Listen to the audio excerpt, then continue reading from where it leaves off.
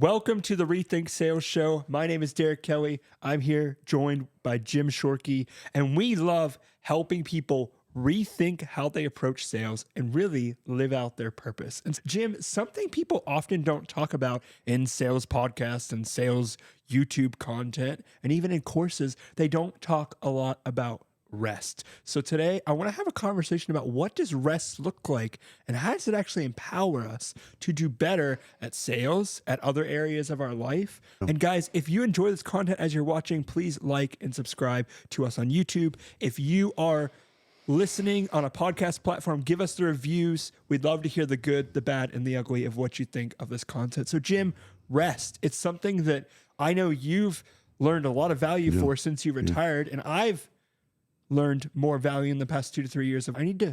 I'm so intrigued by going fast. Okay. Can I make 10 phone calls, 20 phone calls, whatever it looks like, that I almost stress myself too much and don't take time to recover and take care of myself, thinking that if only I could move faster, I could do better.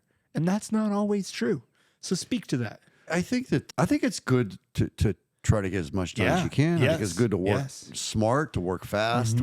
Not necessarily fast, but efficiently. And if we can work, let's face it, if we can do 10 things in an hour, and we do them really well, that's a number. If we can up that to 20 things in an hour and do them every bit as well because we've practiced and we've gotten better at it, then that would be obviously twice as good. And then, of course, there's 30 or 31 or 30, whatever the number would be. The more that we can get done within an hour, the better we're going to do. So that is a very important thing. Don't downgrade yourself on that. Right. You hear me talk all the time about bring more value to the hour. So what that means is in that hour that you have to give, we're going to do 10 versus 5. Right. Or we're going to do 20 versus 10, whatever the case may be. We always want to keep upping the value, the giving part. And so that would be that. Now the other side of this is what you're talking about, rest. Okay. And when I was coming up through the business, I messed this up. I messed it up. I didn't understand it. And they say what you don't know won't hurt you. Not true. Yes, it will. What you don't know will hurt you. And so I messed up the sleep part of it. And as I approached as I lived longer and more years and whatnot, I started to investigate different aspects of health, and I never got the sleep component. I never understood it. We wore 5 hours of sleep a night like a badge of honor. We just believed we were warriors and we could get by on this 4 hours, 5 hours, whatever the case may be. We wore it like a badge of honor. It's not. It's absolutely not. And so what I did was I sought expert counsel. And there's a guy, his name is Dr. Matt Walker, Walker, Dr. Matt Walker. And he wrote a book. First of all, he's a sleep scientist. He is a PhD. This guy's a bright guy. You can look him up on YouTube. Watch some of his stuff. The guy's brilliant, right? Matt Walker. And his book is Why We Sleep. And so I read his book and studied his book and underlined and highlighted and took notes and realized that I wasn't approaching sleep the right way. And so the first thing that I would recommend, I'd recommend getting the book, watching some YouTube videos, really understanding where this fella's coming from. And then you'll find other people that do the same research. This is valid. Do you know that if you're sleep deprived and you get up the next morning after being sleep deprived, that it would be like you're driving under the influence? Wow. It's that bad. Being sleep deprived and driving a car is as if you're driving under the influence. And even worse, because when you're under the influence, you're going to react much slower to situations. You're going to react maybe improperly. But with sleep deprivation, you don't react at all. You just hit the wall. You die. It's that bad. You just don't react because your brain is just not working properly. Now, by the way, this is not medical advice. I'm not a doctor. I'm a car salesman, but I'm not a doctor. So I'd recommend you get the book and watch some YouTube videos. But the bottom line is what I do is I budget my sleep. Okay. Just like we do a budget for our finances, we do a budget for exercise, whatever the case may be. What I do is I want to set myself up for 8 hours of sleep every single night. And now, do I achieve that every single night? No, I don't.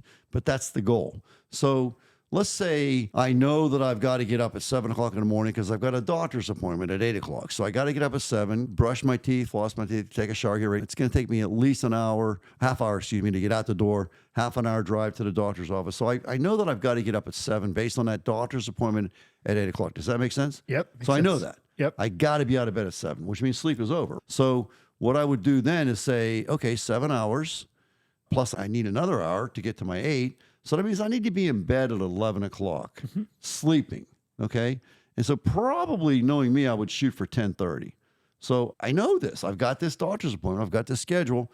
I want to be in bed at 10:30. And the reason I say in bed at 10:30, because I like to read myself to sleep. So in bed at 10:30, do my reading. Around 10:45, I'm like, oh, I'm tired. Takes you time to wind down. Yeah, I'm winding down. I'm like, oh, I'm sleepy. And hopefully by 11 o'clock, I will be lights out sleeping, right? And then I get my 8 hours in. And it's so important for health. You need to do your own research, Derek. You need to read about this. It is so important. Sleep is so vitally important. If you're sleep deprived on a consistent basis, you wake up the next morning and you're pre-diabetic. They know this. This is science. Wow. You're pre-diabetic. You shouldn't be driving a car. All kinds of things of that nature. Your brain's not going to work as well.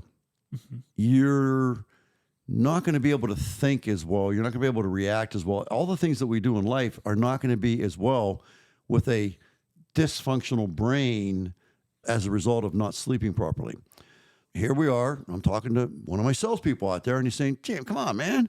I got to sell some cars. I don't have time to sleep. When you're not sleeping properly, you're going to be less efficient selling cars. Yeah. So you're going to sell less cars, and you're not going to make as much money. So you need Isn't that interesting? If we're sleep deprived and our creation is not working as well, what are we going to create? Worse things, right? Worse. Is that what we want? So if No. you're going to create something, you're going to Right. do a website for somebody. Sure. You're going to create this website for somebody, for a nonprofit that you're working with, Sure. and you're sleep deprived.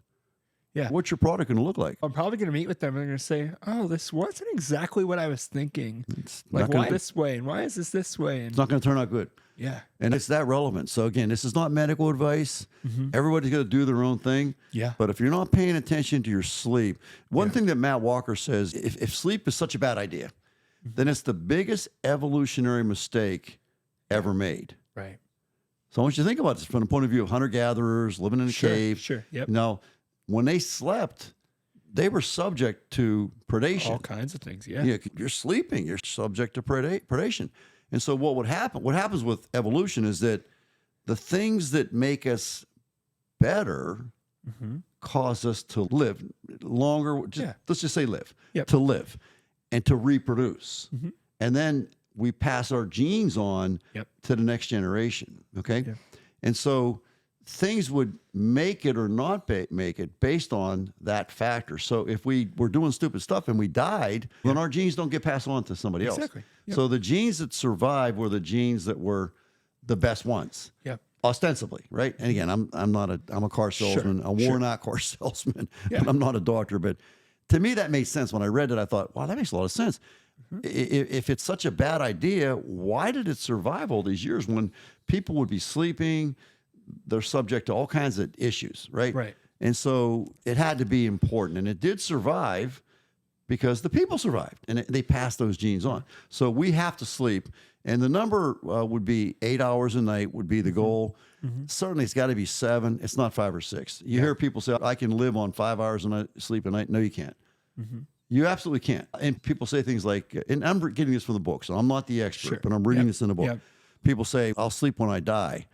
And what Matt Walker says to that is you're going to die a lot sooner then. Right. And you see this, I've been guilty of this in the times when I thought it was cool to get less sleep is I did too. Mistake. when I'm talking about rest, sleep is a piece of it, but also taking care of yourself in other areas. It seems easier when you're getting less sleep to also reject all these other things. I'm not brushing my teeth. I'm not exercising. It's easy to fall into those traps. Years ago for me, when this was happening, it was easy to do that, right? It was easy to be like, okay, all I need to do is sell more things. All I need to do is work.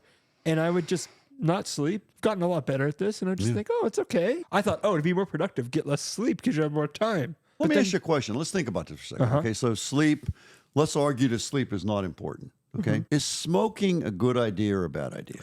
We know it's a bad idea. Yep. No, answer the question. Is smoking a good idea? Don't say we know, because we may not know. Is smoking a good idea or a bad idea? It's a bad idea. So if we're smoking, it's going to affect our health, right? Absolutely. And if it affects our health, it's going to affect our productivity, right? Yes. I've got an illness now. I can't Right. sell as well. Right. Whatever the case may be, it's going to affect things going forward, whatever that would look like. Is drinking too much alcohol a good thing or a bad thing? It's absolutely a bad thing. Yep. It's a terrible thing, right? Alcohol is poison, doesn't belong in your body. And for some of us, me being one of them, I have a drinking problem.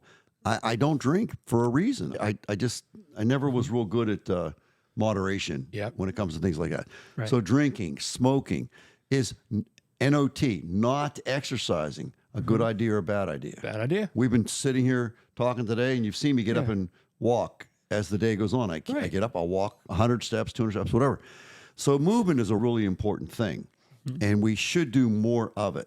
Yeah. And we should do less of smoking, and we should do less of drinking. So we all understand that. Well, sleep's the same way. Yeah.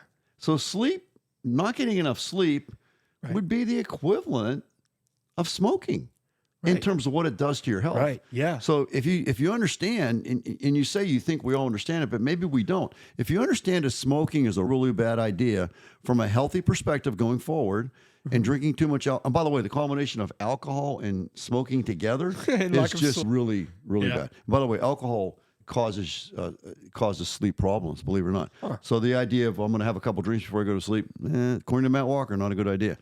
I'm not here to preach. Right. But the bottom line is, if you're not getting sleep, Right. your productivity is going to be Yeah. affected. And you asked me, what does sleep have to do with sales? Everything. Yeah. Truly everything. Yeah. Because That's why I had this conversation, because when we had this in person a couple of years ago off camera, I was like, man, that's profound. yeah. Like, makes sense, but people think, oh, I can just work harder longer and get more results. It doesn't work. I almost dropped my kombucha. Anyways, well, if you want to be a better salesman, work on your sleep, because that's going to help you to be more cognitively engaged, and you're going to have a better brain.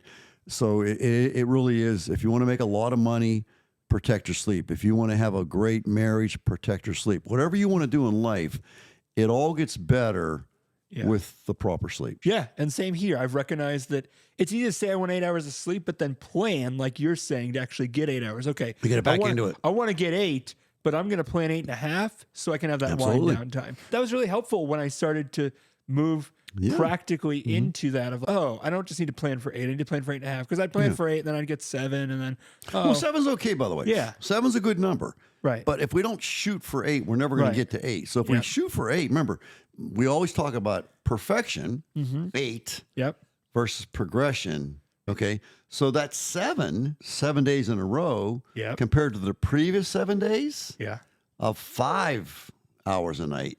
You will see such a difference in your. Believe me, we're into this as a family. Right. And we are into it. We really are. And when you sleep properly, you will be amazed at the energy you have, how well your brain works, how well your communication skills work. It's amazing. So I'm a big believer in sleep. Again, I'm not a doctor. I'm not. I'm a car salesman, a worn out car salesman. Yeah. But I messed up.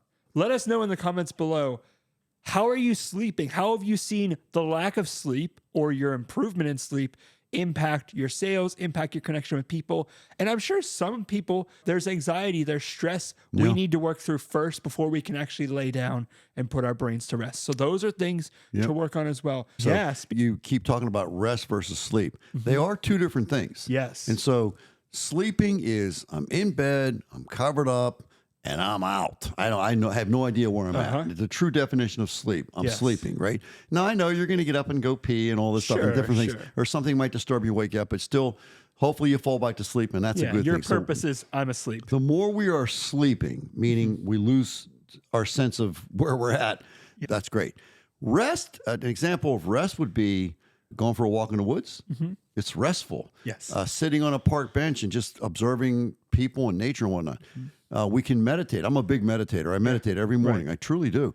And so what I do when I'm meditating is I work on belly breathing. So I'm moving my belly up and down with breathing in, breathing out, work on my belly. Yeah. Reading at night, probably before you go Reading to would bed. be restful. Absolutely. Yeah. Unless it's something alarming, that could be problematic. Sure. You got to be careful with that. But yeah, reading is a way of resting. Sitting Like we're sitting right now. This is not hard work. It's restful. I'm using my brain, which does take energy, but it's a restful thing to do.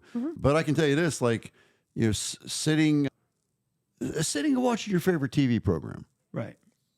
Other than the Pittsburgh Steelers. Sure. That's not very restful. Seriously, I've been enjoying, Amy and I played Scrabble last night. Yeah. That's restful. That's not tension.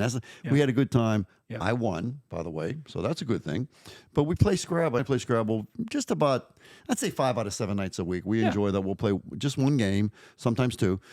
That's restful. Hanging out with loved ones, playing with a dog, different things like that that really do give us a sense of rest. Yep. So I think that there's a very big difference between resting and, in fact, sleeping. That's right. You could, for example, if you're into saunas, you could go in a sauna and get a sweat going on and just lay down and work on your breathing. And that is restful. When you come out, you'll be sweating.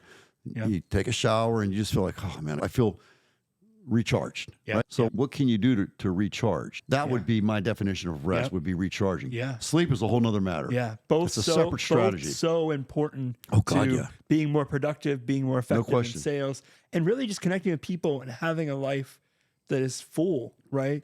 If you can't concentrate, how are you going to communicate? Yeah. If you can't concentrate, I told you my definition of active listening, active communication would be we use our eyes, we use our ears, we control our mouth, we don't talk too much.